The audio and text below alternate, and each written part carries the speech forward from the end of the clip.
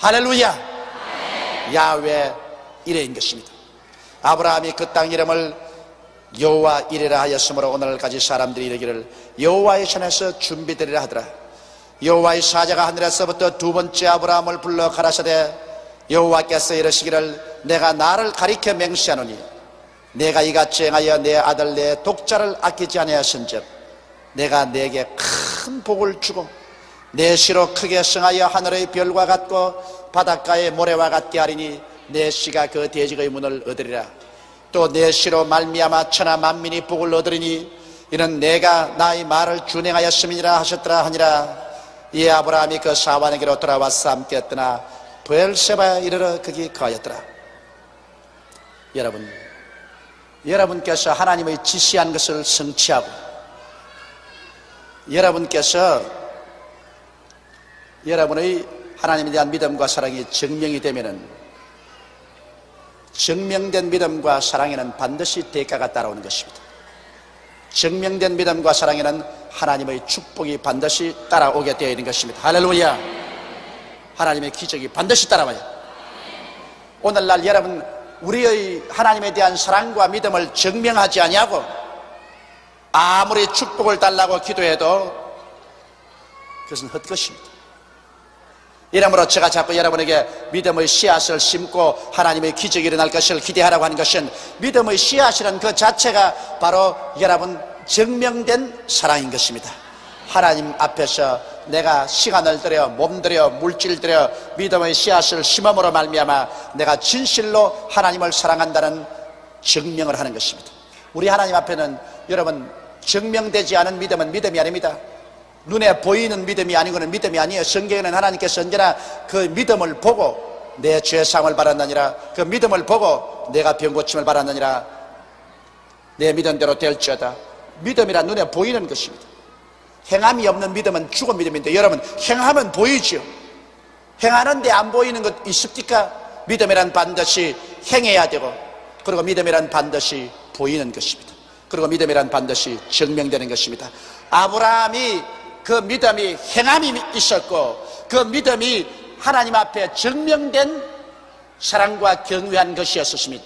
그 결과로 하나님께서는 아브라함에게 갚아주시는 것입니다. 주라 그러면 돌려줄 것이니 곧 후이되어 눌러 흔들어 넘치게 해서 안겨주리라. 하나님을 사랑하고 난 다음 하나님께서 사랑 도로 안 하는 법이 없습니다. 여러분이 하나님을 사랑하면 그 사랑에 응당하게 하나님은 또 여러분을 사랑해 주시는 것입니다. 하나님은 여러분 절대로 공짜를 안 바랍니다. 요사이는 공짜 바라는 사람이 하도 많아가지고서 뭐 음악회 한다면 전부 다 티켓 때 공짜로 올 줄 알고 있는데 공짜를 바라지 마십시오. 하나님 앞에는 구원은 전적으로 값없이 받지만은 축복은 믿음의 씨앗을 심음으로 받게 되는 것입니다. 그래서 하나님께서는 아브라함을 크게 축복해 주시고 그러고 난 다음 아브라함의 씨에서 온 천하 만민이 구원을 얻으려 했는데 아브라함의 씨에서 우리의 구주 나사렛 예수가 태어나신 것입니다.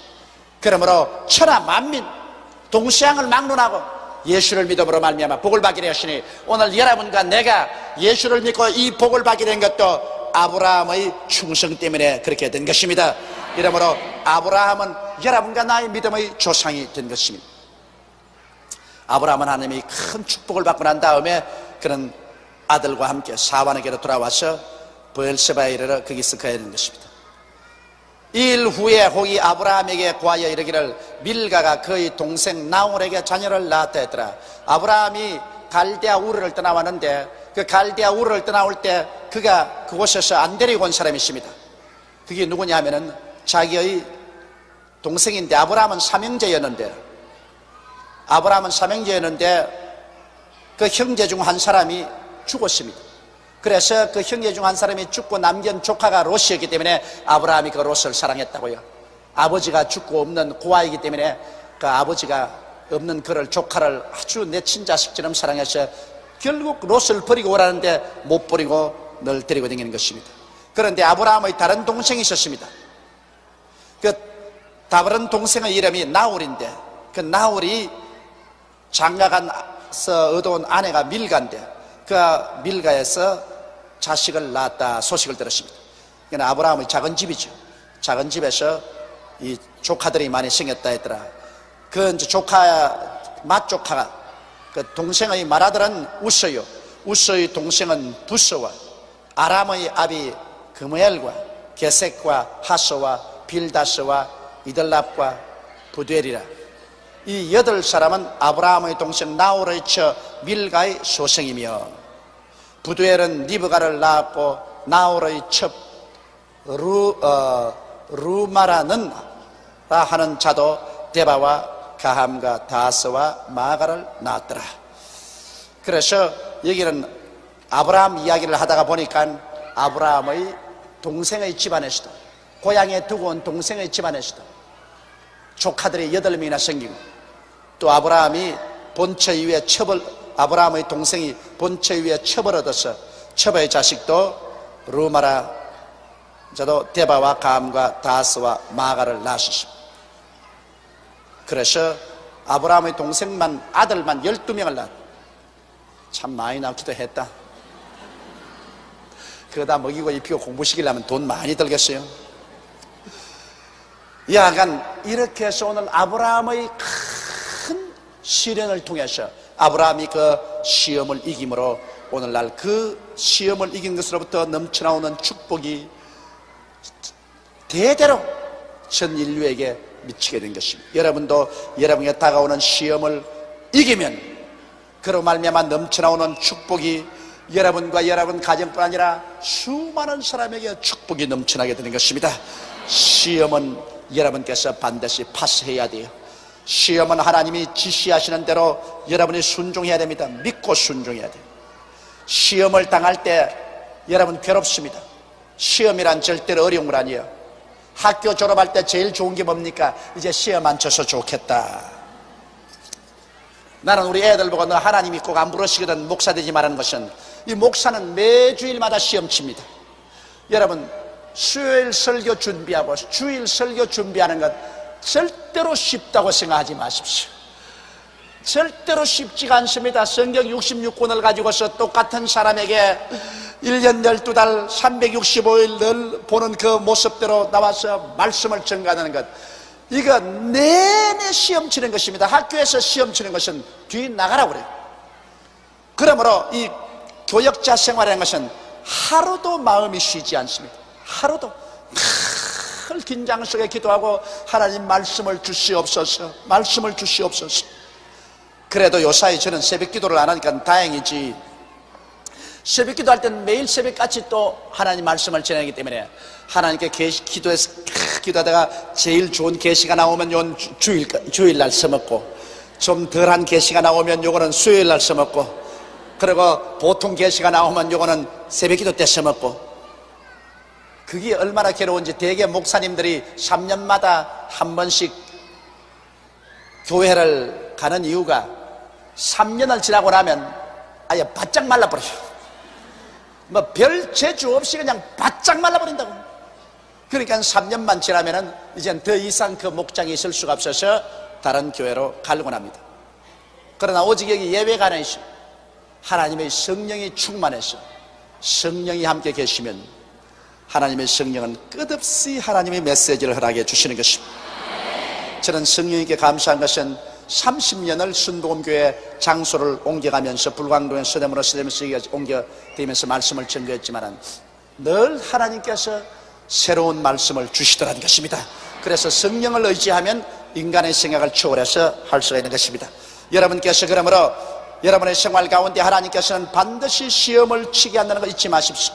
적은 시험이 다가오고 큰 시험이 다가옵니다. 적은 시험은 그 뒤에 적은 축복을 가져오고 큰 시험은 그 뒤에 큰 축복을 가져오는 것입니다.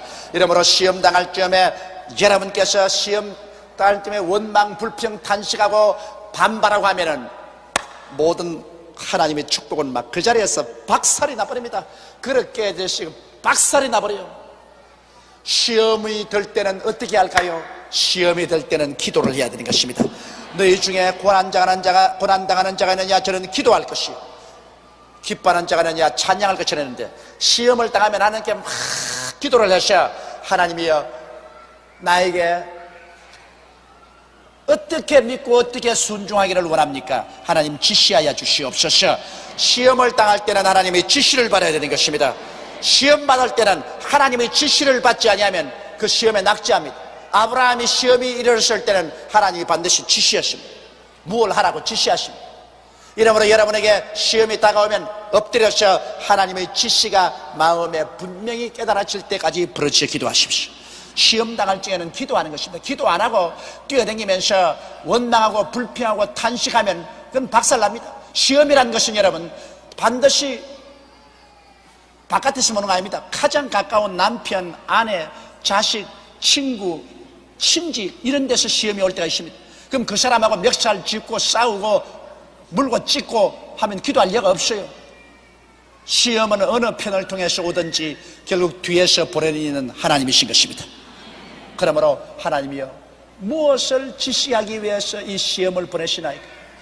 내게 이런 시험이 다가왔으니 하나님이여 지시하여 주옵소서. 얼마 있으면 하나님의 지시가 내려오는 것입니다. 할렐루야. 이 시험을 당했는데 너는 이렇게 하라. 못하겠어요. 그러면 너는 축복 빵점이다. 그러나 여러분께서 해요. 나는 하나님 지시대로 따라가겠습니다. 시험을 쳐서 50점 먹는 사람도 있고 90점 먹는 사람도 있고 100점 먹는 사람이 있는데 대개 예수 교인들 하나님 시험 쳐가지고서 100점 먹는 사람은 별로 많지 않고 낙제 점수 안 받으면 참 좋지. 과목 낙제 40점, 전체 낙제 60점 이것도 못 받아가지고 달랑달랑 하는 사람 참 많습니다. 우리가 다 시험만 척척 합격했더라면 우리를 통해서 축복이 이 대한민국 강산에 강물같이 넘쳐났을 것입니다. 그러나 시험을 당해가지고 하나님이 지시해도 못해요. 나 못해요. 나 안 해요. 나 조금만 할게요. 그러나 몰라서 그렇습니다. 시험은 시험 당할 점에 괴롭지만은 시험은 하나님의 지시대로 전적으로 순종하고 믿고 순종하고 나가면 그 뒤에는 하나님이 예비한 젖과 꿀이 흐르는 땅이 나타나는 것입니다. 할렐루야. 그러므로 시험 당할 점에 괴롭더라도 그 괴로움을 참고 전적으로 믿고 전적으로 순종하는 여러분 되시기를 주의 이름으로 축원합니다.